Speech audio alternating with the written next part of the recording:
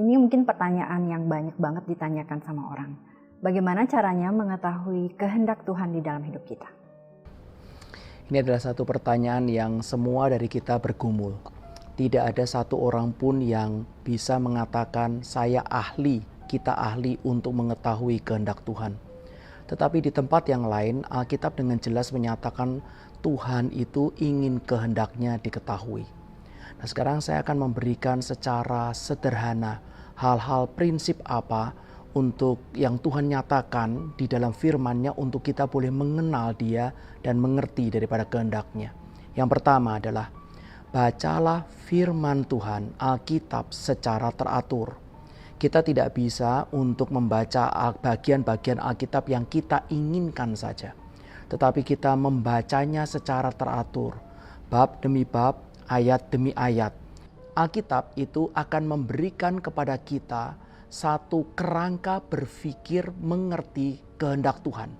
Jadi bukan sesuatu yang mistik. Oh, aku memilih itu atau memilih ini. Maka kemudian Alkitab mengatakan pilih yang A. Oh, itu tidak seperti itu. Alkitab memberikan kepada kita prinsip-prinsipnya dan akan memberikan kepada kita cara berpikir untuk mengerti sifat Tuhan, mengenal pribadinya, dan kemudian baru kita akan mengerti kehendaknya. Pertama adalah baca firman Tuhan secara teratur. Yang kedua adalah milikilah hati yang ditetapkan untuk taat di depan. Ini adalah sesuatu yang penting.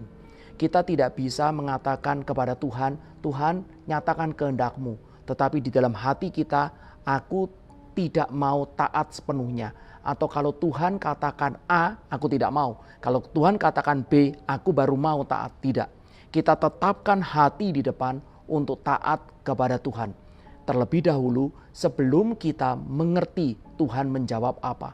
Ini ada di dalam Alkitab, dalam firman Tuhan yang mengatakan barang siapa mau. Yesus katakan barang siapa mau, maka dia akan tahu. Barang siapa menetapkan hatinya taat terlebih dahulu, maka dia akan tahu kehendak Tuhan. Hal yang ketiga adalah tidak ada orang yang bisa datang kepada Tuhan, mengenal Dia tanpa hati itu adalah jujur, terbuka, dan tulus di hadapan Tuhan. Ini yang di dalam Alkitab dikatakan integrity of heart. Jadi Tuhan itu bergaul dengan orang-orang yang jujur. Tuhan itu menyatakan kehendak-Nya kepada orang-orang yang tulus. Jujur, tulus, terbuka, itu adalah selalu hati yang kita harus jaga di hadapan Tuhan.